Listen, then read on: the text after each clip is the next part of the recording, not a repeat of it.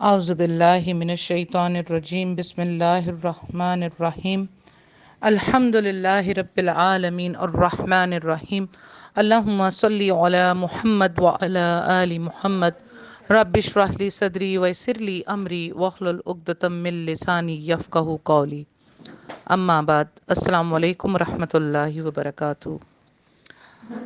الحمدللہ آج ہم نماز کا طریقہ مختصر بیان کریں گے۔ دعاؤں کے علاوہ دعائیں جو ہیں وہ تو آپ جتنا گڑ ڈالیں اتنا میٹھا ہوگا، لیکن ایک جو صحیح نماز کا طریقہ ہے اور کون کون سے اس کے اندر جو رکن ہیں نماز کے وہ ادا کرنے لازمی ہیں، ان کو احادیث سے ڈسکس کریں گے۔ تو میں 2 رکعت نماز کا طریقہ آپ سب لوگوں کے سامنے بیان کرنا چاہتی ہوں۔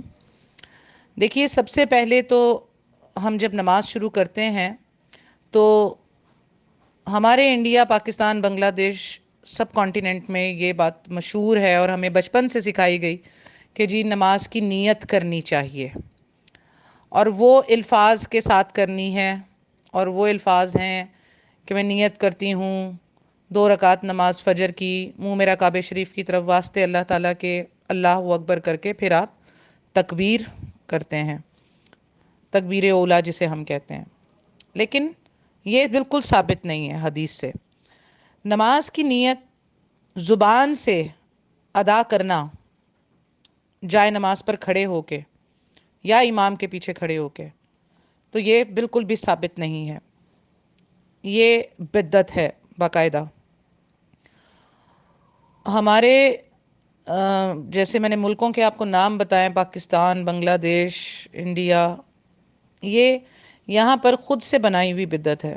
دیکھیے، بہت آسان سی بات ہے کہ جب پوری نماز عربک میں ہے تو نیت ہوتی تو وہ بھی موجود ہوتی، جیسے ہر چیز کی حدیث موجود ہے، دعائیں موجود ہیں، تو اس طرح نماز کی نیت بھی موجود ہوتی۔ آپ نے دیکھا ہوگا کہ جو اس بدعت کو کرتے ہیں، پٹھان جو ہے وہ پشتوں میں نیت کرتا ہے، پنجابی پنجابی میں کرتا ہے، سندھی سندھی میں کرتا ہے، اردو سپیکنگ اردو زبان میں کرتا ہے، بلوچ بلوچی میں کرتا ہے، تو مطلب یہ ہے ہی نہیں عربک میں، یہ باقاعدہ ایک بدعت ہے، اور یہ قرآن اور حدیث سے چیلنج ہے کہ یہ بدعت ہے، کیونکہ یہ موجود ہی نہیں ہے، اور نہ آپ کو بخاری مسلم میں جو کتب ستہ بڑی کتابیں ہیں 6، جس میں سب سے نمبر 1 بخاری مسلم ہے، اس میں کہیں بھی آپ کو نہیں ملے گی۔ تو نماز کی نیت دل کے ارادے کا نام ہے۔ ہاں، البتہ جن چیزوں میں نیت ثابت ہے قرآن و حدیث سے، اس میں ہم بالکل نیت کرتے ہیں، جیسے حج کی نیت ہے، عمرے کی نیت ہے، ٹھیک ہے، نکاح کے لیے ایجاب و قبول کی ضرورت ہوتی ہے، تو جن میں نیت کی گئی ہے الفاظ کے ساتھ، دل کے ارادے کے ساتھ الفاظ کی بھی نیت کی گئی ہے، تو اس میں ہم بالکل کریں گے۔ لیکن نماز کی الفاظ کے ساتھ کوئی نیت نہیں ہے، دل کے ارادے کا نام ہے۔ کیا کبھی ہم نے کھانا کھاتے ہوئے کہا ہے کہ میں کھانا کھانے لگی ہوں، منہ میرا کعبہ شریف کی طرف، سر پہ میرے پنکھا، سامنے میرے ٹی وی؟ مذاق کی بات ہی لگے گی آپ کو، لیکن کبھی کہا نہیں۔ ضرورت نہیں ہے کہ آپ کھانا کھا رہے ہیں، آپ کو پتا ہے آپ کھانا کھا رہے ہیں، بتانے کی کیا ضرورت ہے؟ اور ہم اس رب کریم کو بتائیں گے جس کو ہمارا یہ تک پتا ہے، جس نے ہمارا فیصلہ کیا ہوا ہے ہمارے اعمال کی بنیاد پر کہ ہم جنت میں جائیں گے یا جہنم میں، اس کو ہم یہ بتائیں گے کہ ہم جو ہے وہ فجر پڑھنے لگے ہیں یا ہم ظہر پڑھنے لگے ہیں؟ وہ سب کچھ جانتا ہے۔ تو یہاں پر آپ کا ٹیسٹ ہے کہ جس چیز کی نیت نبی صلی اللہ علیہ وسلم نے الفاظ کے ساتھ نہیں کی تو آپ نے بھی نہیں کرنی، اور جہاں کی ہے وہاں آپ نے کرنی ہے، اور وہ لاجک میں بات بیٹھے یا نہ بیٹھے، ٹھیک ہے۔ دین جو ہے وہ لاجک کا محتاج نہیں ہے، ایمان کا محتاج ہے۔ ایمان ہے تو دین ہے، اور دین ہے تو ایمان ہے۔ تو اس لیے سب سے پہلے یہ نوٹ کر لیجئے کہ آپ جو بھی نماز پڑھ رہے ہیں، آپ کا ارادہ ہو چکا ہے۔ ایک مسجد میں نماز پڑھنے والا نمازی جب گھر سے نکلتا ہے تو اس کا ارادہ ہوتا ہے، تبھی وہ مسجد کی طرف چل کر جاتا ہے، ٹھیک ہے، اور اس کو ہر قدم پر ثواب ملتا ہے۔ تو وہ کوئی یہ نیت نہیں کر کے اپنے آپ کو گھر سے نکلتا کہ میں جانے لگا ہوں مسجد پڑھنے کے لیے فجر، تو وہ تو اپنے ارادے سے ہی جاتا ہے۔ تو اسی طرح نماز کی نیت نہیں ہے۔ اب ہم آگے چلتے ہیں۔ تکبیر اولیٰ سے ہم نماز شروع کرتے ہیں تو اللہ اکبر کہتے ہیں، رفع دین کرتے ہوئے اپنے ہاتھ کان اور کندھے کے درمیان تک اٹھاتے ہیں، اور یہ اٹھانے چاہیے۔ بعض لوگوں کو میں نے دیکھا ہے کہ وہ اپنے جو ہے شولڈر تک ہاتھ اٹھاتے ہیں، یعنی کہ شولڈر کا ایج جہاں پر ہوتا ہے وہاں تک ان کا ہاتھ آ رہا ہوتا ہے۔ یہ سنت سے ثابت نہیں ہے۔ یہ غلطی میں نے یہاں تک کہ بہت بڑی بڑی جگہوں پر بھی دیکھی ہے، اور بڑے بڑے اماموں کو بھی کرتے ہوئے دیکھا ہے۔ تو اس لیے آپ نے احتیاط رکھتے ہوئے سنت کے مطابق کان اور کندھے کے درمیان ہاتھ اٹھانے ہیں، ان دونوں کے درمیان میں آپ کا ہاتھ آ جائے، ٹھیک ہے؟ تو اللہ اکبر کر کے تکبیر تحریمہ ہم نے کیا، اور اس کے بعد پھر ہم ہاتھ باندھیں گے سینے پر۔ اور ہاتھ ہم کیسے باندھیں گے کہ ہمارا سیدھا ہاتھ جو ہے وہ بائیں ہاتھ کی کلائی کو ہم پکڑیں گے، کوہنی تک بھی پکڑ سکتے ہیں، اس کے علاوہ اس کے بیچ میں بھی پکڑ سکتے ہیں، اور ہاتھ کے جہاں ہاتھ کا اینڈ ہو رہا ہوتا ہے، جہاں عورتوں کی چوڑیاں پہننے کی جگہ ہے وہاں تک بھی پکڑ سکتے ہیں، وہاں سے لے کر کوہنی تک بھی آپ ہاتھ کو پکڑ سکتے ہیں، سنت ہے۔ نمبر 2 بات کہ مرد اور عورت دونوں کے ہاتھ ایک ہی طرح سینے کے اوپر ہی ہوں گے، نہ کہ ناف پر یا ناف کے اوپر نہیں، بلکہ سینے پر آپ کے ہاتھ ہوں گے۔ عورت کے ہاتھ ذرا اوپر ہو جاتے ہیں، اگر مرد تھوڑا سا نیچے بھی کر لے، کیونکہ جسم کی بناوٹ میں تھوڑا فرق ہوتا ہے تو ہاتھ کا بھی تھوڑا سا فرق آ جاتا ہے، کوئی مذائقہ نہیں۔ لیکن پیٹ پر یا ناف پر یہ ساری باتیں مسلکوں کی ہیں، ہم بات کر رہے ہیں قرآن و سنت سے، احادیث سے، نمازوں کی اور مستند احادیث سے، ٹھیک ہے؟ تو یہ جو ناف پر ہاتھ باندھنے کی بات آتی ہے یہ حضرت علی سے روایت ہے، اور اس حدیث کی سند بالکل ضعیف ہے۔ تو بہرحال عورتیں اور مرد اپنے ہاتھ سینے پر باندھیں گے، اور جیسے میں نے کہ آپ کو بتایا کہ یہ عورتیں جیسے الٹے ہاتھ پہ سیدھے ہاتھ کو یوں کر کے رکھ لیتی ہیں، یہ کوئی طریقہ نہیں ہے۔ آپ نے سیدھے ہاتھ سے الٹے ہاتھ کو پہلے سینے پہ رکھنا ہے، پھر اس کے اوپر سیدھا ہاتھ آئے گا، اور اس سے آپ نے اپنی چوڑی والی جگہ کو پکڑنا ہے، اس سے آگے بھی پکڑ سکتی ہیں، جو پوری کوہنی تک آپ کی پوری کلائی جا رہی ہے، بازو پورا، یہ آپ کہیں پہ بھی پکڑ لیں، سنت ہے۔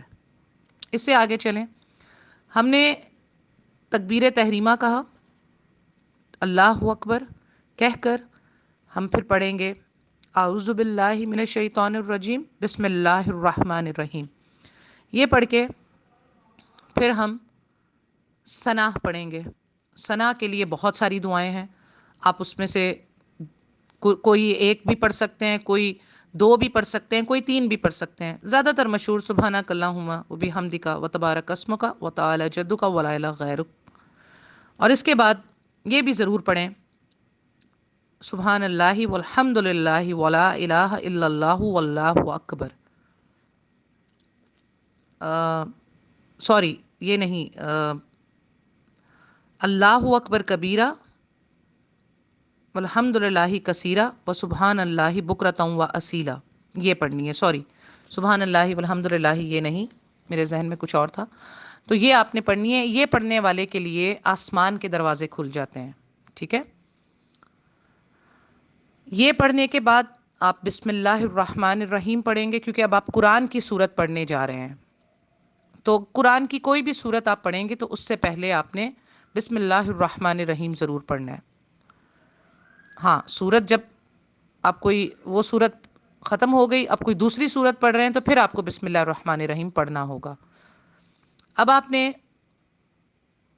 جو ہے وہ حمد و ثنا پڑھ لی، جس میں نے آپ کو مشہور 2 بتا دی ہیں، ٹھیک ہے؟ پہلے آپ نے سبحانک اللہم و بحمدک و تبارک اسمک یہ والی پڑھنی ہے، پھر آپ اللہ اکبر کبیرہ والحمد للہ کثیرہ و سبحان اللہ بکرۃ و اصیلا، یہ پڑھیں گے تو آسمان کے دروازے کھل جاتے ہیں پڑھنے والے کے لیے۔ اس کے بعد آپ نے بسم اللہ الرحمن الرحیم پڑھ کے سورہ فاتحہ پڑھنی ہے۔ سورہ فاتحہ کے بارے میں بہت لمبی بحث ہے، جسے میں مختصر یہ کروں گی کہ آپ صلی اللہ علیہ وآلہ وسلم نے فرمایا کہ جس شخص نے نماز میں سورہ فاتحہ نہیں پڑھی اس کی نماز نہیں ہے. اس کو صحیح مسلم میں 874 نمبر پر آپ چیک کر سکتے ہیں. بخاری میں بھی یہ موجود ہے. ٹھیک ہے. اور بے تحاشا احادیث میں اس کا ذکر ملتا ہے کہ جس نے سورہ فاتحہ نہیں پڑھی اس کی نماز نہیں ہے. اب چاہے آپ امام کے پیچھے ہیں، اکیلے ہیں، آپ سفر میں ہیں، آپ فرض نماز پڑھ رہے ہیں، آپ نفل نماز پڑھ رہے ہیں، آپ عید کی نماز پڑھ رہے ہیں، آپ کوئی بھی نماز پڑھ رہے ہیں، جب نماز کی حالت میں آپ آ گئے تو سورہ فاتحہ کے بغیر نماز نہیں ہے.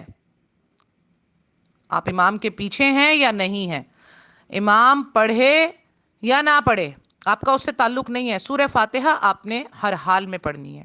امام کے پیچھے یہ طریقہ ہے کہ امام جب قرات کرے گا سورہ فاتحہ کی تو امام کا یہ حق ہے کہ وہ رک رک کے کرے. ٹھیک ہے. آپ صلی اللہ علیہ وآلہ وسلم سورہ فاتحہ جب پڑھتے، امامت کراتے تو سکتہ دے کر پڑھتے. اس کو سکتہ دینا کہتے ہیں. یعنی کہ سکتہ دینا کیسے ہوتا ہے؟ الحمد للہ رب العالمین الرحمن الرحیم مالک یوم الدین. اس کا مطلب کیا ہے؟ ذرا رک کر. ایک آپ نے آیت پڑھی تو اب آپ تھوڑا سا رکیں گے. یعنی کہ جیسے آپ نے کہا الحمد للہ رب العالمین، پڑھا آپ نے، تو اب آپ اتنا رکیں کہ پیچھے مقتدی اسے ریپیٹ کر لے، وہ بھی پڑھ لے الحمد للہ رب العالمین. یہ ہے صحیح طریقہ. یہ امام پر فرض ہے.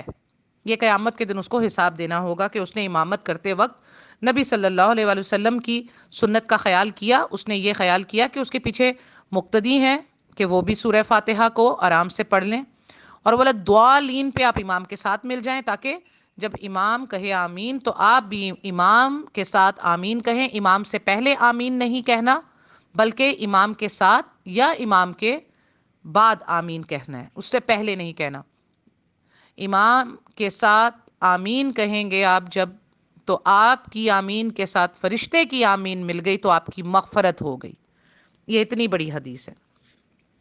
بہرحال بہت طویل ہیں اور چیزیں سورہ فاتحہ کے بارے میں، لیکن میں نے مختصر بیان کی ہے. اب آگے چلتے ہیں. اب آپ نے سورہ فاتحہ پڑھ لی. اب آپ کوئی بھی سورت ملا سکتے ہیں. بسم اللہ الرحمن الرحیم پڑھیں گے. اس کے بعد آپ کوئی بھی قرآن کی سورت جو آپ کو یاد ہے. زیادہ تر ہمیں 30ویں پارے کی سورتیں یاد ہیں کیونکہ وہ چھوٹی ہوتی ہیں. اس میں سے ہمیں، اور کسی کو بڑی یاد ہے جو قرآن حافظ ہے تو وہ اپنے ٹائم کے حساب سے، اپنے شوق کے حساب سے، اپنا جتنا گڑ ڈالے گا اتنا میٹھا، اس حساب سے وہ بڑی سورت بھی پڑھ سکتا ہے. تو اب آپ کو جو یاد ہے سورت وہ آپ پڑھیں. اس کے بعد اب آپ اللہ اکبر کریں گے اور رفع دین کریں گے. ہاتھ کو کان اور کندھے کے درمیان لے جا کر رفع دین کریں گے اور پھر آپ رکوع میں چلے جائیں گے. رکوع میں آپ تسبیح کریں گی، سبحان ربی العظیم، سبحان ربی العظیم، سبحان ربی العظیم 3 دفعہ، 5 دفعہ، 7 دفعہ یا 9 دفعہ. اس کے بعد سبحان ربی العظیم اللہم اغفر لی یہ کہنے کے بعد آپ سبوح قدوس رب الملائکۃ والروح یہ پڑھیں. پھر اٹھتے ہوئے، رکوع سے اٹھتے ہوئے پھر آپ کیا پڑھیں گی؟ رکوع سے اٹھتے ہوئے آپ ربنا ولک الحمد سمیع اللہ لمن حمیدہ، رکوع سے اٹھتے وقت آپ کیا پڑھیں گے؟ سمیع اللہ لمن حمیدہ. اور یہ پڑھتے ہوئے ہی آپ نے رفع دین کرنا ہے. اللہ اکبر نہیں آپ پڑھیں گے. رکوع سے اٹھتے وقت آپ اللہ اکبر نہیں پڑھیں گے. رکوع سے اٹھتے وقت آپ سمیع اللہ لمن حمیدہ پڑھتے ہوئے ہی رفع دین کریں گی دوبارہ. ٹھیک ہے. رفع دین کر کے اب آپ ہاتھ نیچے کر کے کھڑی ہو گئیں. اب رفع دین کر کے آپ نے رفع دین کرتے ہوئے سمیع اللہ لمن حمیدہ تو پڑھ لیا تھا. اب آپ کے ہاتھ فری ہو گئے ہیں، نیچے ہیں، لٹک رہے ہیں دونوں طرف. اب آپ سمیع اللہ لمن حمیدہ کرنے کے بعد ربنا ولک الحمد حمدا کثیرا طیبا مبارکا فی. یہ مختصر ہے لیکن یہ ماشاءاللہ تھوڑی اور آگے ایکسٹینڈ ہے. وہ پڑھنے کے بے تحاشا اجر ہے. یعنی کہ وہ آپ نے اللہ کی حمد و ثنا زمین و آسمان کے ساتھ بھر دی. وہ بھی میں شیئر کر دوں گی. لیکن ربنا ولک الحمد حمدا کثیرا طیبا مبارکا فی بھی آپ کہہ سکتے ہیں مختصر. یہ کہہ کے اب آپ اللہ اکبر کہتے ہوئے سجدے میں چلے جائیں گے. ٹھیک ہے. سجدے میں جا کر آپ سبحان ربی العالی 3 دفعہ، 5 دفعہ، 7 دفعہ، 9 دفعہ پڑھیں گے. پھر اس کے بعد سجدے کی دعائیں ہیں، خاص طور پر 4 دعائیں ہیں. اس میں سے آپ کوئی بھی 2 دعائیں، ایک دعا کو آپ پڑھ لیں. 4 دعائیں ہیں نا سجدے کی، مشہور ہے، وہ بھی ہم شیئر کر دیں گے انشاءاللہ گروپ میں. اب آپ سجدے میں گئیں، 5 7 3 5 7 9 دفعہ آپ نے سبحان ربی الاعلی پڑھا. اس کے بعد آپ سجدے کی ایک دعا پڑھ لیں، اللہم اغفر لی ذنبی کلہ دکاہ و جلہ و اولہ و آخرہ و علانیتہ و سرہ. یہ پڑھ لیا آپ نے. اب آپ اٹھیں، اللہ اکبر کر کے بیٹھیں. اب ربی اغفر لی، ربی اغفر لی، ربی اغفر لی، اللہم اغفر لی ورحمنی ورزقنی وعافینی واہدنی وجبرنی. بیٹھ کے آپ نے ایک سجدہ کیا، بیٹھ کے یہ دعا پڑھی. پھر اب آپ دوسرا سجدہ کرنے جا رہی ہیں اللہ اکبر کہہ کے. تو اب آپ پھر سبحان ربی العالی جتنی دفعہ چاہیں طاق عدد میں 3 5 7 9 دفعہ پڑھیں. اب آپ سجدے کی دوسری دعا پڑھ لیں یہاں، اللہم لک سجدت و بک آمنت و لک اسلمت. یہ بھی دعا ہے، یہ بھی ہم شیئر کر دیں گے. یہ پڑھیں آپ. یہ پڑھنے کے بعد پھر آپ واپس بیٹھیں اللہ اکبر کہہ کے. ورنہ لوگ کیا کرتے ہیں، دوسرا سجدہ کر کے فوراً ڈائریکٹ کھڑے ہو جاتے ہیں. یہ صحیح طریقہ نہیں ہے. دوسرا سجدہ کرنے کے بعد آپ اللہ اکبر کر کے بیٹھیں. پھر اس کے بعد آپ زمین پہ ہاتھ رکھتے ہوئے اٹھیں. یہ تو ہو گئی آپ کی ایک رکعت. اب دوسری رکعت میں جو چیزیں میں مس کر گئی ہوں وہ آپ کو بیان کر دوں گی. جیسے پہلی رکعت ہے، اس میں جو چیزیں مس کی ہیں کہ جب آپ نے دوبارہ دوسری رکعت باندھی، سورہ فاتحہ پڑھی بسم اللہ پڑھ کے. پھر آپ نے کوئی آیت، کوئی صورت ملائی، وہ پڑھی. پھر اس کے بعد اللہ اکبر کہہ کے آپ نے کان اور کندھوں کے درمیان ہاتھ اٹھا کے رفع دین کیا. اللہ اکبر کہہ کے آپ رکوع میں گئے. رکوع میں آپ کا پوسچر، آپ کے ہاتھ گھٹنوں کو پکڑے ہوئے ہوں اور آپ کے کوہنیاں آپ کے پیٹ سے ٹچ نہ ہوں، آپ کے پہلو سے نہ لگیں. ٹھیک ہے. رکوع کرتے وقت یہ خیال رکھنا ہے کہ آپ کے ہاتھ گھٹنے پر ہوں، کہ جیسے آپ نے گھٹنے کو پکڑا ہوا ہے ایسے ہوں گھٹنے پر، اور آپ کا کوہنی جو ہے وہ نکلی ہوئی ہوں دونوں طرف، زیادہ نہیں نکالنی، بالکل تھوڑی سی.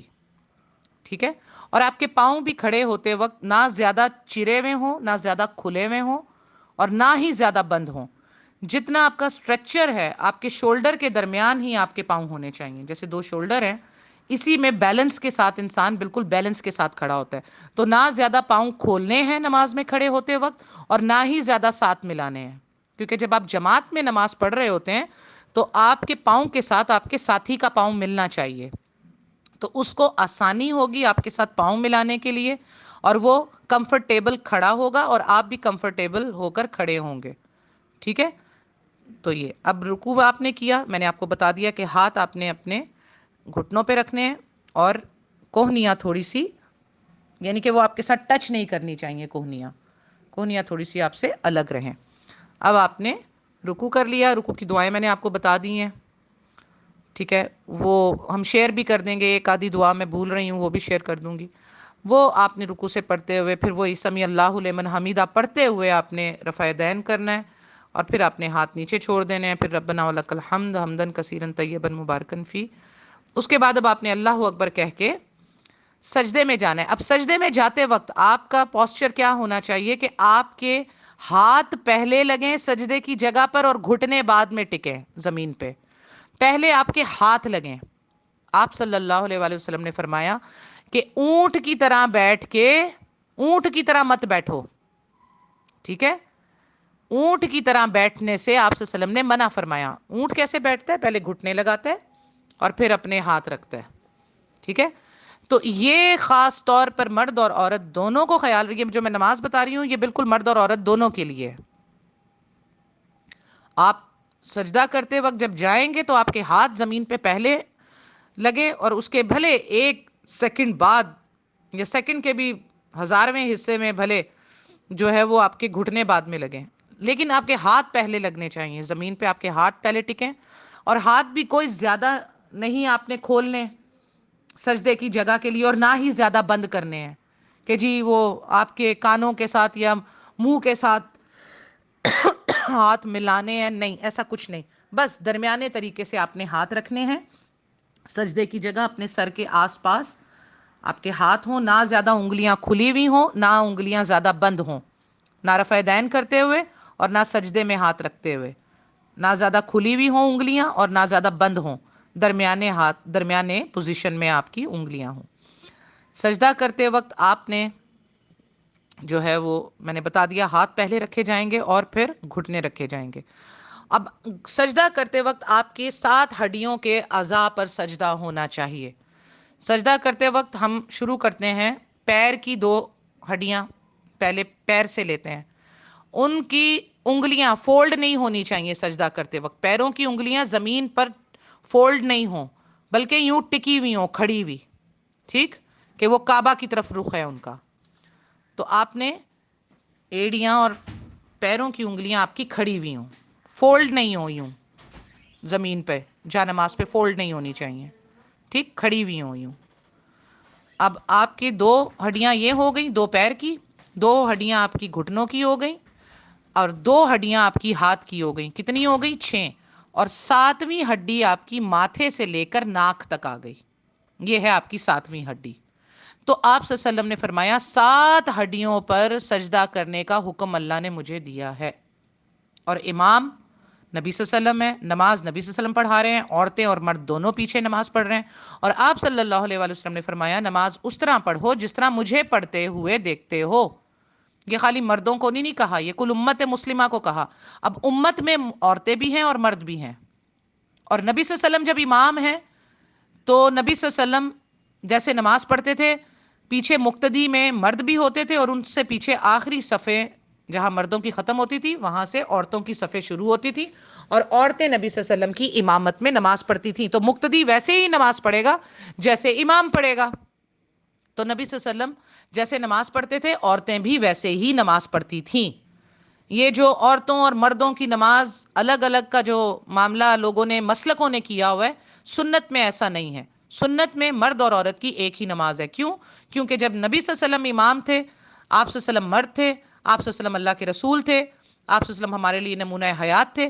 نماز کے طریقے میں نبی صلی اللہ علیہ وسلم نے یہ نہیں فرمایا کہ مرد میری طرح نماز پڑھیں اور عورتیں جو ہیں وہ الگ نماز پڑھیں، یا اماں عائشہ سے نماز کا طریقہ سیکھ لیں یا بی بی فاطمہ رضی اللہ تعالیٰ عنہا سے سیکھ لیں. نہیں، آپ صلی اللہ علیہ وسلم نے فرمایا نماز اس طرح پڑھو جس طرح مجھے نماز پڑھتے ہوئے دیکھتے ہو.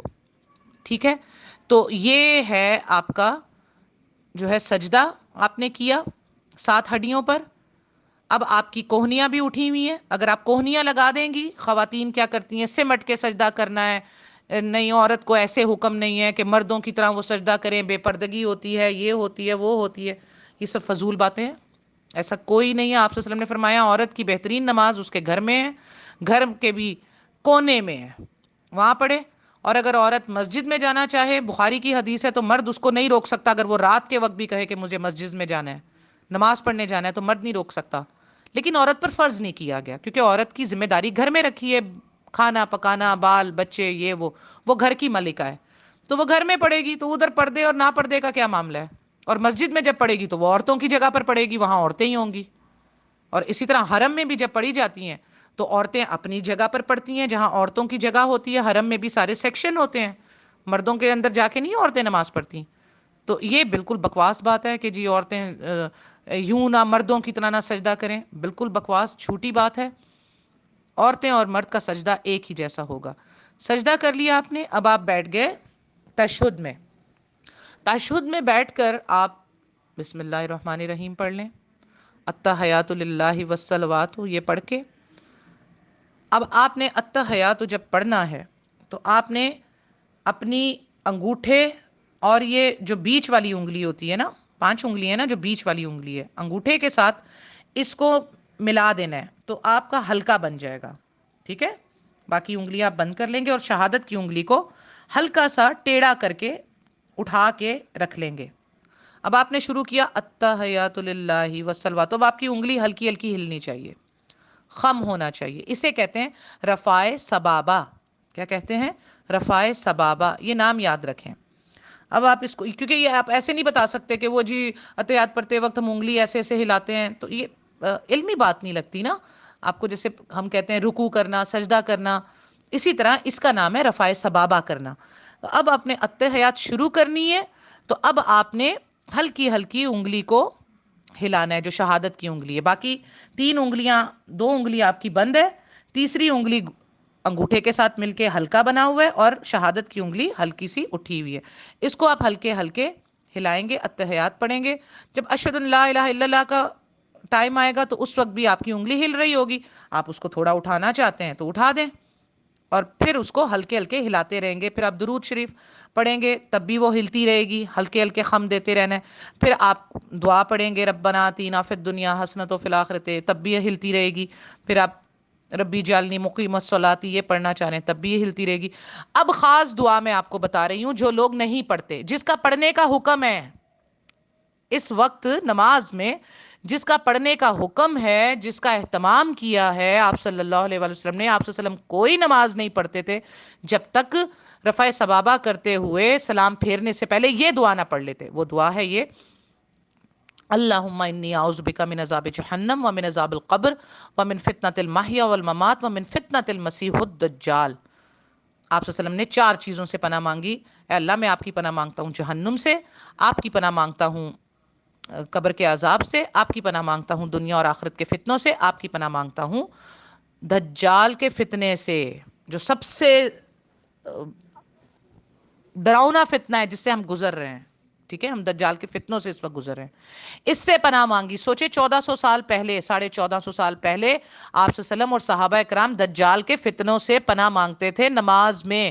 اور آج ہم ربی جعلنی مقیم الصلاۃ ہی ہمیں یاد ہوتی ہے، ربنا آتینا وہ تو بے شک یاد ہی ہونی چاہیے، اور ساری یاد ہوتی ہیں. لیکن یہ جو مانگنے کی چیز ہے، جو حدیثوں میں مذکور ہے کہ اس کے سوا آپ صلی اللہ علیہ وسلم سلام نہیں پھیرتے تھے، وہ دعا ہم میں سے کوئی بھی نہیں پڑھتا، اسی لیے دجال کے فتنوں کا شکار بنتا ہے.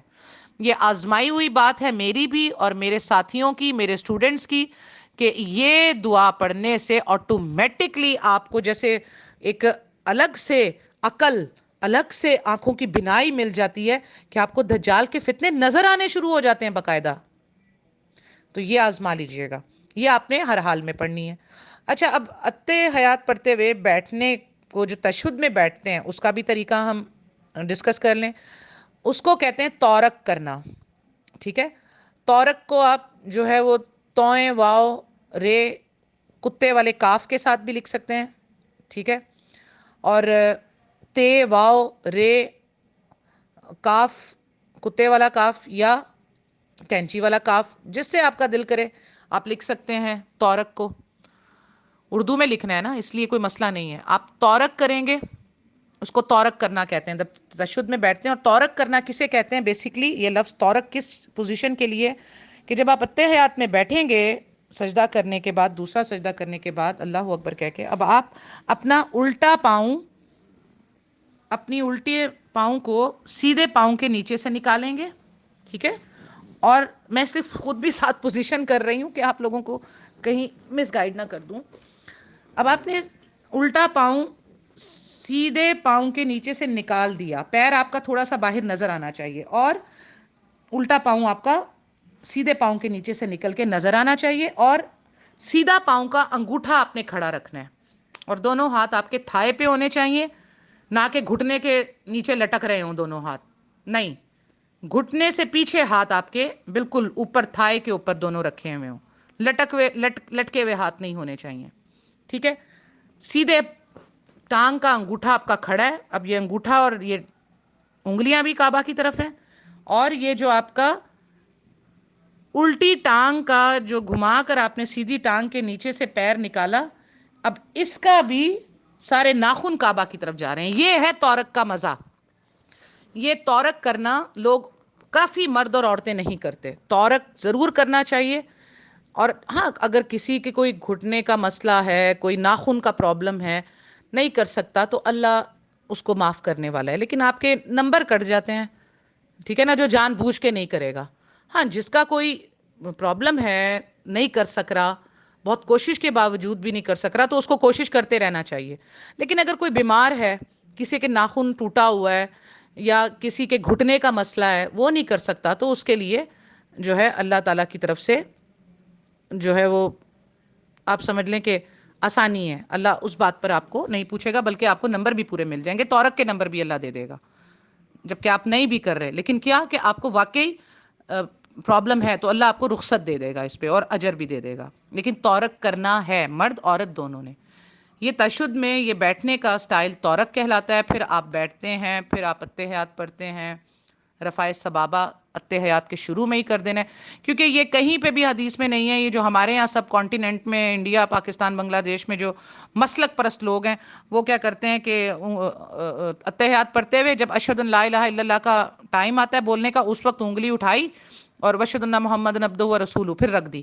یہ کہیں ثابت نہیں ہے کہ آپ صلی اللہ علیہ وسلم نے اشہد ان لا الہ الا اللہ پہ انگلی اٹھائی اور پھر پڑھنے کے بعد واپس رکھ دی، نہیں، یہ آپ نے مسلسل اتحیات سے شروع کرنا ہے، اور جو انگلی کا حلقہ بنانے کا میں نے آپ کو طریقہ بتایا اسی طرح یہ کر کے آپ نے جو ہے اپنی دعائیں پہلے اتحیات کیا، درود شریف، اور دعائیں آپ جب تک اینڈ تک پڑھتے رہیں گے انگلی آپ کی اسی طرح ہلتی رہے گی ہلکی ہلکی، جب تک کہ جب آپ ساری دعائیں پڑھ لیں گے، اب سلام پھیرنے لگیں تو اب آپ اپنے انگلی کو روک کے ہاتھ کو سیدھا کر کے رکھ دیں گے، اور پھر آپ سیدھی طرف السلام علیکم ورحمۃ اللہ، پھر بائیں طرف السلام علیکم ورحمۃ اللہ۔ یہ ہو گئی آپ کی 2 رکعت نماز۔ اچھا، 2 رکعت نماز کا میں نے آپ کو طریقہ بتا دیا، اب خالی میں اس لیے رفع دین کے بارے میں ایک دفعہ اور وہ بتا دوں، کیونکہ 2 رکعت رفع دین، 2 رکعت نماز میں رفع دین 3 جگہ پر ہوگا۔ ایک تو اللہ اکبر جب ہم نماز شروع کرتے ہیں تکبیر تحریمہ، وہ ہو گیا 2 رکعت میں، اور پھر رکوع میں جاتے ہوئے اور رکوع سے اٹھتے ہوئے 3 دفعہ ہو گیا، اور یہ دونوں رکعتوں میں آپ نے ہر رکوع، ہر سجدے، ہر رکوع میں جاتے وقت اور ہر رکوع سے اٹھتے وقت یہ آپ نے کرنا ہے، تو یہ ہو گئے آپ کے 3 جگہ پر رفع دین آ گیا۔ لیکن اب جب آپ 3 فرض پڑھ رہے ہوں گے یا 4 فرض پڑھ رہے ہوں گے تو پھر رفع دین ایک دفعہ اور کرنا ہوگا، اور وہ کب کرنا ہوگا؟ جب آپ اتحیات پڑھ کے دوسری رکعت سے اٹھیں گے، ٹھیک ہے، تب آپ نے پہلے رفع دین کرنا ہے، اور پھر آپ نے ہاتھ باندھ کے سورہ فاتحہ پڑھنی ہے، اور کوئی فرض میں تو کوئی صورت نہیں ملاتے، اگر ملا بھی لیں تو کوئی مذائقہ نہیں ہے، لیکن آپ صلی اللہ علیہ وسلم نہیں ملاتے تھے اور کبھی ملا بھی لیتے تھے، تو اس کے لیے کوئی آپ کو وہ نہیں ہے، آپ نہ ملائیں، نو پرابلم۔ لیکن جب اتحیات پڑھ کے ہم تیسری رکعت میں کھڑے ہوں گے تو ہم پہلے رفع دین کریں گے، جیسے ہم تیسری رکعت سے اتحیات پڑھ کے کھڑے ہوئے، ٹھیک ہے، اللہ اکبر کہتے ہوئے ہم کھڑے ہوئے، اور تو ہم پہلے جو ہے وہ اللہ اکبر رفع دین کر کے پھر ہم ہاتھ باندھیں گے، اور پھر تو یہ 4 جگہ پر ہو گیا رفع دین، جب ہم تیسری رکعت میں اٹھیں گے تو یہ 4 جگہ ہو گیا، نمبر 1 تکبیر تحریمہ کے وقت، نمبر 2 ہر رکوع میں جاتے وقت، ہر رکعت کے رکوع میں جاتے وقت، ہر رکعت کے رکوع سے اٹھتے وقت 3 جگہ ہو گیا، تکبیر تحریمہ، رکوع میں جاتے وقت 2، رکوع سے اٹھتے وقت 3، اور جب آپ تیسری رکعت کے لیے کھڑے ہوں گے، یعنی اتحیات پڑھ کے تیسری رکعت کے لیے کھڑے ہوں گے تو پھر آپ رفع دین کریں گے، یہ 4 جگہ پر رفع دین ہے، ٹھیک ہے، میں نے آپ لوگوں کو یہ بتا دیا۔ اچھا، اب میں یہ تو ہو گیا آپ کا 2 رکعت نماز کا مختصر طریقہ، اس میں دعائیں انکلوڈ نہیں ہے، دعائیں آپ کو الگ سے ہم سجدے کی دعائیں بتائیں گے، رکوع کی دعائیں بتائیں گے، ٹھیک ہے، اور باقی تو آپ لوگوں کو ماشاءاللہ پتہ ہی ہے، خاص طور پر پھر رکوع سے اٹھ کے ہم جو کھڑے ہوتے ہیں اس وقت ضرور دعا پڑھنی چاہیے، وہ بھی کمپلیٹ آپ کو بتا دیں گے۔ اچھا، اب میں وتر کی نماز کا تھوڑا سا ڈسکس کرنا چاہوں گی۔ وتر کی نماز کے لیے چلے یہ کافی لمبا ہو گیا، جس جس کو شوق ہو، وتر کا طریقہ بھی ہمارے ہاں صحیح نہیں پڑھا جاتا، وتر بھی صحیح نہیں پڑھے جاتے، کیونکہ جو لوگ 3 رکعت وتر پڑھتے ہیں وہ دوسری رکعت میں اتحیات پڑھتے ہیں بیٹھ کے، جبکہ یہ طریقہ نہیں ہے، سو اس لیے میں نے ایک سنسنی خیز بات آپ لوگ کو سنا دی ہے۔ اب وتر کا طریقہ پوچھنے کے لیے جن جن ممبرز کا سوال آئے گا تو انہی کو میں بتاؤں گی، اور الگ الگ کسی کو نہیں بتاؤں گی، جتنے ممبر کے سوال آئیں گے کہ جی وتر کا طریقہ بتائیں تو میں ایک ہی دفعہ بتاؤں گی، ٹھیک ہے، اس لیے وتر کا طریقہ جس کو انٹرسٹڈ ہو اپنا صحیح کرنے کا وہ سوال ضرور کرے، کیونکہ جو وطر جس طریقے سے انڈیا پاکستان میں پڑھے جاتے ہیں یہ سنت سے ثابت نہیں ہے. سنت سے وطر پڑھنے کا طریقہ کچھ اور ہے جس کی حدیثیں میرے پاس موجود ہیں. کیونکہ نماز نبوی پڑھنی ہے تو پھر حدیثوں کے مطابق پڑھنی ہوگی. کسی کی بات کوئی آپ کو کہے، آپ کو کنفیوز کرے کہ جی نہیں عورت ایسے نہیں پڑھتی، عورت ایسے سجدہ نہیں کرتی، بولو حدیث لے کر آ جاؤ. کوئی آپ کو کہے کہ نہیں سجدہ کرتے وقت ہاتھ پہلے نہیں رکھنے، گھٹنے پہلے رکھنے ہیں، آپ بولو دلیل لے کے آ جاؤ. میرے پاس تو دلیل ہے کہ نبی صلی اللہ علیہ وسلم نے فرمایا اونٹ کی طرح مت بیٹھو. اب وہ دلیل نہیں لا سکتا کیونکہ اس کے پاس دلیل ہے ہی نہیں. دلیل تو ہمارے پاس ہے کیونکہ ہم نے دلیلوں کے اوپر ہی تو اپنی نماز پڑھ رہے ہیں. دلیلوں کے بغیر جو ہیں ان کے پاس دلیلیں کبھی بھی نہیں ہوں گی. تو کنفیوز نہیں ہونا، دلیل مانگنی ہے. بولیں آپ سچے ہیں؟ قرآن کیا کہتا ہے؟ سورہ بقرہ آیت نمبر 111، اگر تم سچے ہو تو اپنی دلیل پیش کرو، ثبوت پیش کرو. ٹھیک ہے، یہ میں آپ کو ترجمہ بتا رہی ہوں. عربی پڑھنے کو تو عربی میں پڑھ لوں لیکن سمجھ آپ کو آنی نہیں ہے تو میں سیدھا سیدھا جو ہے وہ ترجمہ بیان کرتی ہوں. تو اس لیے کنفیوز نہیں ہونا کہ جی اچھا ایسا ہے. یہ بعض لوگ کیا ہوتے ہیں ایمان کے کچے ہوتے ہیں، فوراً ہی دوسرے آدمی کی بات کو سن کر، اور عورتیں خاص طور پہ بڑی جلدی جذباتی ہوتی ہیں، اچھا ایسا ہے ویسا نہیں.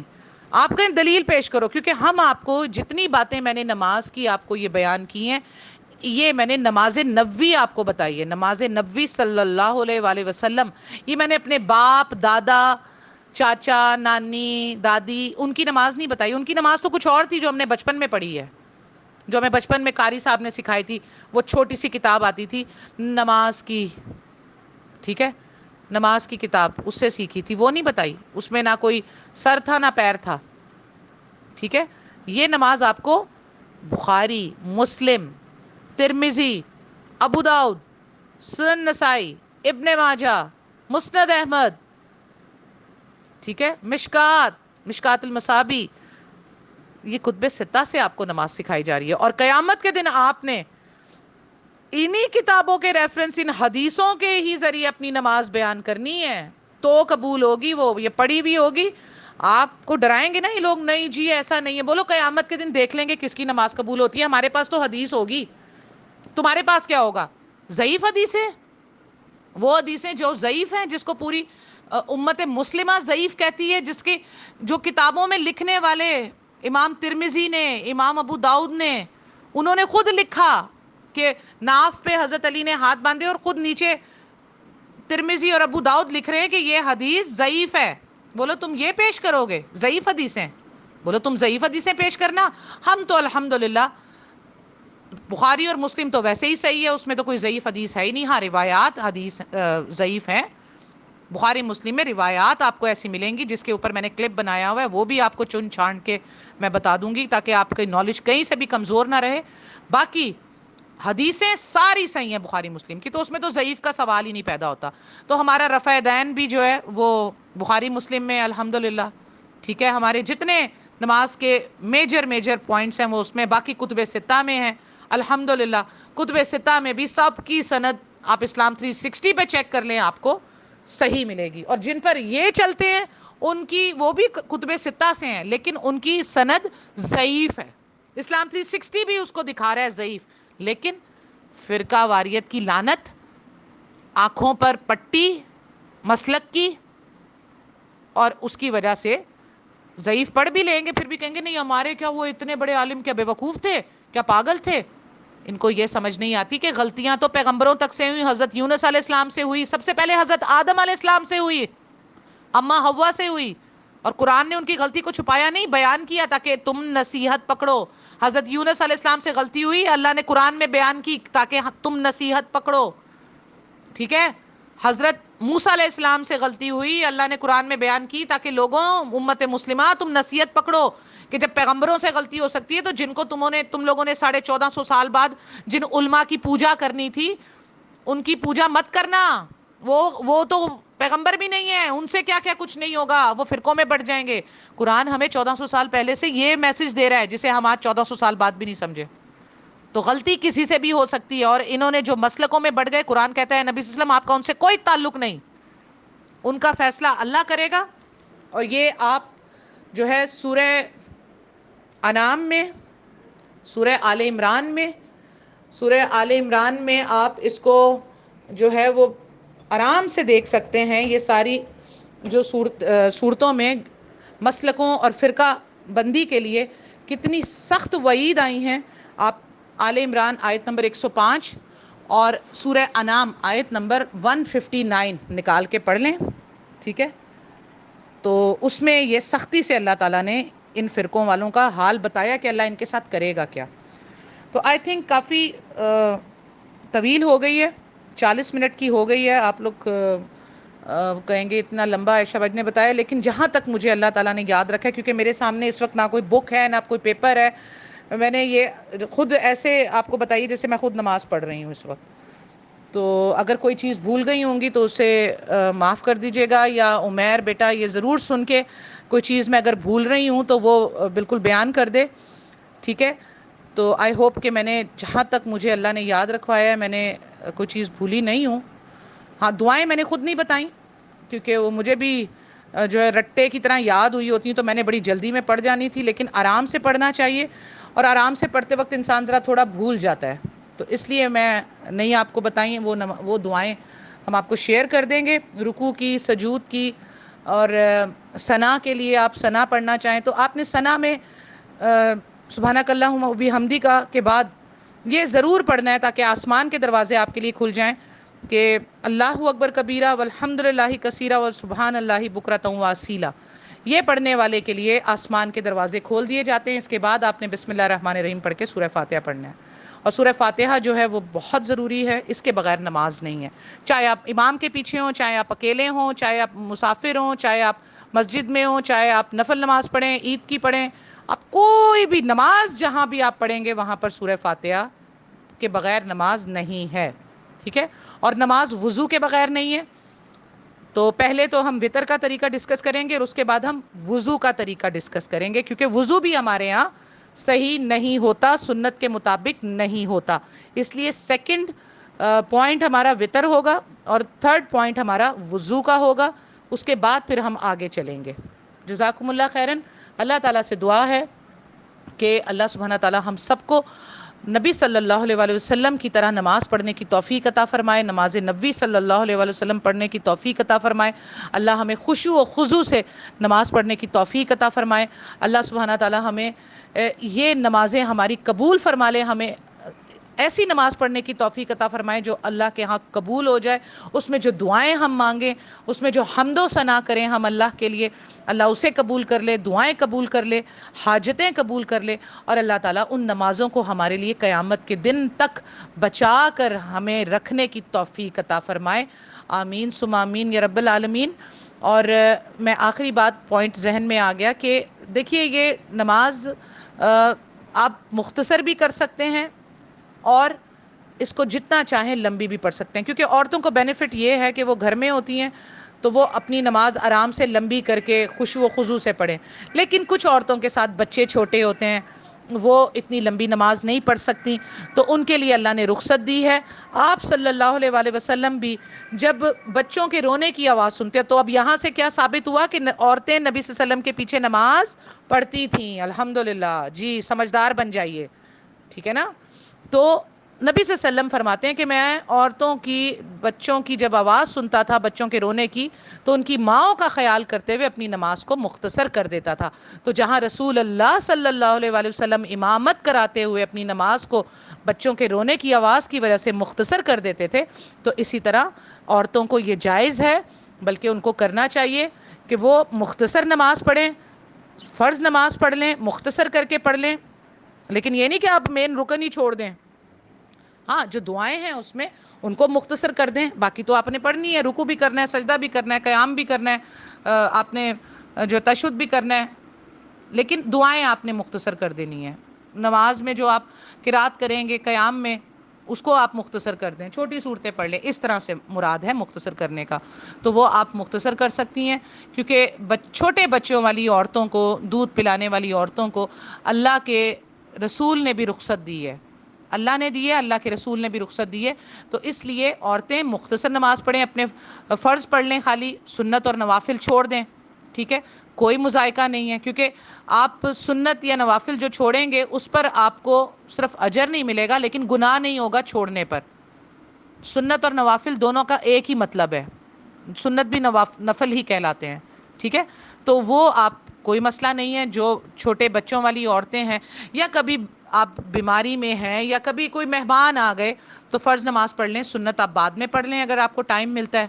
ٹھیک ہے، یا دوسری نماز کے ساتھ پڑھ لیں. آپ صلی اللہ علیہ وسلم نے بھی پڑھے اسی طرح کہ مہمان آ گئے تو آپ صلی اللہ علیہ وسلم نے ان کو ٹائم دیا اور اپنی عصر کی سنت جو ہیں وہ عصر کے پڑھنے کے بعد جو ہیں وہ ادا کی. تو یہ مطلب ایک لمبی بحث ہے، چھوڑ دیں.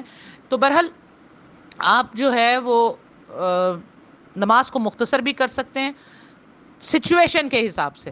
اب بچے جن کے بڑے ہو گئے ہیں، وہ 40 کراس کر گئی ہیں، جوان بچے ہو گئے ہیں، سمجھدار ہیں، تو اب وہ اپنے آرام سے نماز پڑھیں، لمبی نمازیں پڑھیں، دعائیں کریں. اس میں یہ سب کچھ اصل میں نماز میں ہی مانگنے کے لیے ہوتا ہے. یہ نماز کے بعد کی جو دعا ہوتی ہے نا، یہ تو ایویں ہی ایک فارمیلٹی ہے. اصل جو آپ نے مانگنا ہے نا، میں آپ یقین کریں، جب اتہ حیات درود شریف پڑھنے کے بعد جب دعائیں مانگنا شروع کرتی ہوں، انگلی میری مسلسل، اب یہ شیطان کی پٹائی ہے، رفع سبابہ، جو انگلی کو آپ ہلکا ہلکا ہلاتے ہیں نا، یہ شیطان کی پٹائی ہوتی ہے.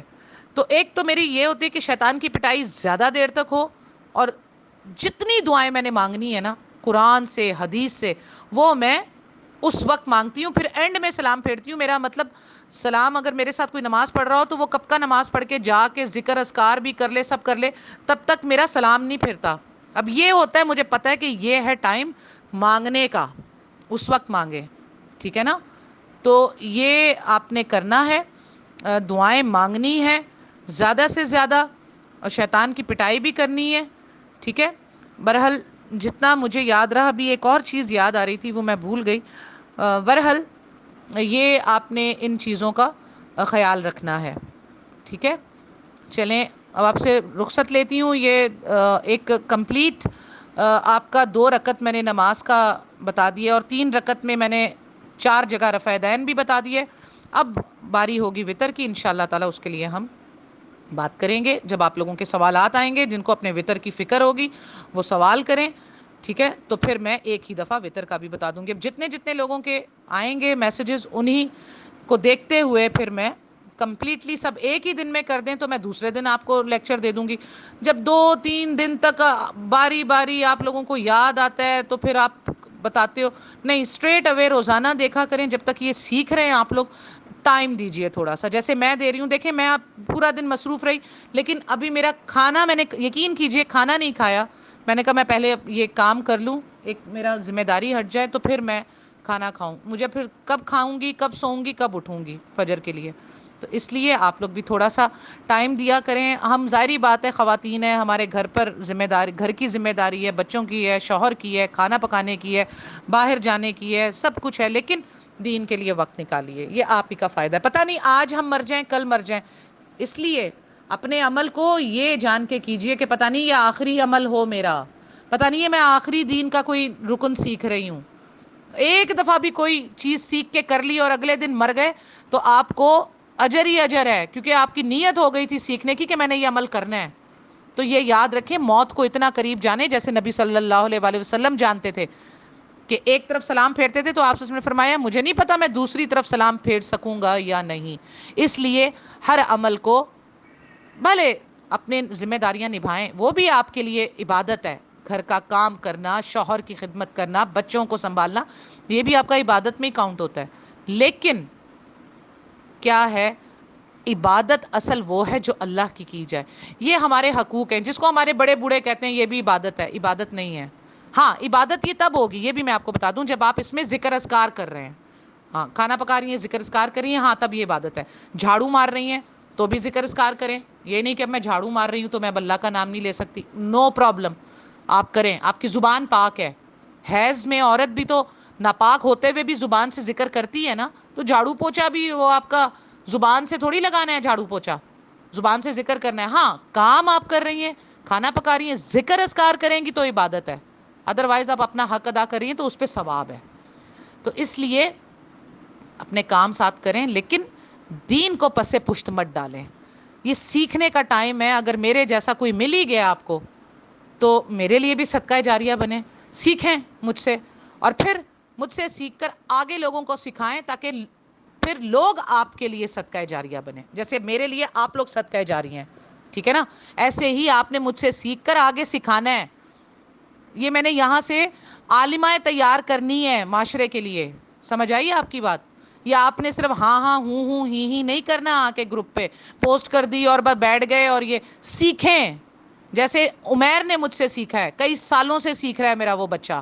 فاطمہ نے سیکھا ہے, ٹھیک ہے, امیس نے سیکھا ہے, سمرینہ ہماری ممبر ہیں انہوں نے سیکھا ہے, اور ہماری 3-4 ممبر ہیں, ابراہیم ہے وہ آج کل چھوٹے بیبی کے ساتھ مصروف ہیں, وہ سیکھتی ہیں. اور جو ہے ماشاءاللہ ہماری گروپ ممبر شازیاں ہیں, اور شہناز ہیں, ماشاءاللہ بہت ساری ہیں. میں اس وقت سب کے نام نہیں یاد رہتے, جو زیادہ گروپ پہ رہتے ہیں وہی یاد رہتے ہیں. سیکھیں تاکہ آگے سکھائیں, آگے سکھانا ہے. اس نیت سے سیکھیں گی تو ضرور آگے سکھائیں گی. ٹھیک ہے, اب تو 40 سے 50 منٹ ہو گئی. اب آپ لوگ مجھے غصہ کرو گے کہ بہت لمبا بنا دیا, تو ذرا تھوڑی سی نصیحتیں بھی تو ہونی چاہیے نا. نصیحتیں ہوں گی تو جوش اور جذبہ آئے گا انشاءاللہ تعالی. اور اس پر حدیثیں بھی ہیں, حدیثیں شیئر کروں گی انشاءاللہ علم کے سیکھنے پر. ذرا یہ پہلے موٹے موٹے ٹاپک کلیئر ہو جائیں, کیونکہ نماز ہمیشہ روزانہ پڑھنے کی چیز ہے. اس کو سب سے پہلے کلیئر کرنا ہے انشاءاللہ, پھر وطر اور پھر وضو. یہ چیزوں کے جو ہے بہت ضروری ہے کہ پہلے ہم ان کو کلیئر کر لیں. ٹھیک ہے, دعاؤں میں یاد رکھیے گا. اللہ سبحانہ تعالی ہم سب کو نماز نبی صلی اللہ علیہ وسلم پڑھنے کی توفیق عطا فرمائے, اور اللہ ہمیں ایسی نمازیں پڑھنے کی توفیق عطا فرمائے جن سے ہماری مغفرت ہو جائے. اور ہماری نبی صلی اللہ علیہ وسلم نے فرمایا کہ جس کی نماز درست ہوئی تو اس کے باقی اعمال بھی درست ہوں گے انشاءاللہ. آمین یا رب العالمین. وآخر دعوانا ان الحمد للہ رب العالمین. السلام علیکم ورحمۃ اللہ وبرکاتہ.